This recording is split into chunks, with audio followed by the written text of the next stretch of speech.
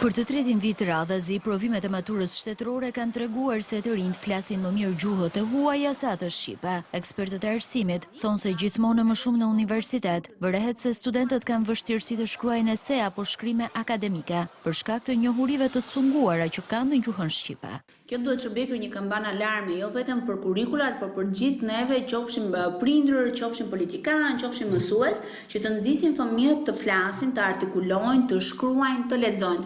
Për mua nuk është shqetësues sepse s'kemi shumë vjetra, shqetësues është fakti që të rinjt po harrojnë të flasin sakt gjuhën shqipe. Gjithçka nis në fëmijëri, mungesa e komunikimit dhe qëndrimi për orë të tëra në rrjetet sociale po çon në zbehjen e gjuhës shqipe.